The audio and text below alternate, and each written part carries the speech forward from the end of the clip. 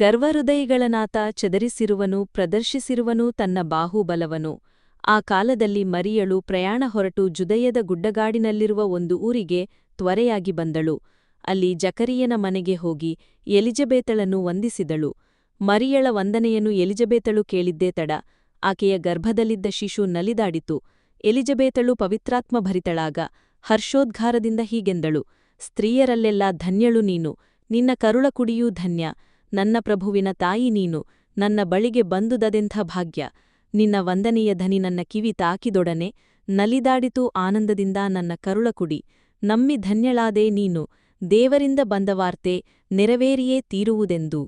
ಆಗ ಹೀಗೆಂದು ಮರಿಯಳು ಹೊಗಳಿದಳು, ಎನ್ನ ಮನ ಮಾಡುತ್ತಿದೆ ಸರ್ವೇಶ್ವರನ ಸ್ತುತಿ, ಉಲ್ಲಾಸಿಸುತ್ತಿದೆ ಮುಕ್ತಿದಾತ ದೇವನಲ್ಲಿ ತನ್ನ ದಾಸಿಯ. ದೀನತೆಯನ್ನು ನೆನಪಿಗೆ ತಂದುಕೊಂಡನಾತ, ಧನ್ಯಳೆಂದು ಹೊಗಳುವರೆನ್ನನು ಇಂದಿನಿಂದ ಸರ್ವಜನಾಂಗ. ಏಕೆನೆ ಮಾಡಿಹನೆನಗ ಸರ್ವಶಕ್ತನು ಮಹತ್ಕಾರ್ಯ, ನಿಜಕ್ಕೂ ಆತನ ನಾಮಧೇಯ ಪರಮಪೂಜ್ಯ.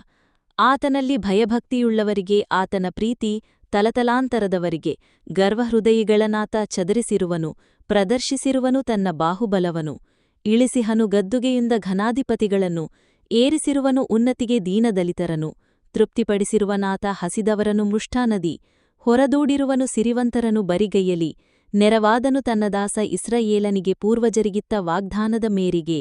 ಮರೆಯಲಿಲ್ಲ ಆತ ಕರುಣೆ ತೋರಲು ಅಬ್ರಹಾಮನಿಗೆ, ಅವನ ಸಂತತಿಗೆ ಯುಗಯುಗಾಂತರದವರೆಗೆ. ಮರಿಯಳು ಸುಮಾರು 3 ತಿಂಗಳು ಎಲಿಜಬೇತಳೊಡನೆ ತಂಗಿದ್ದು ತನ್ನ ಮನೆಗೆ ಹಿಂದಿರುಗಿದಳು.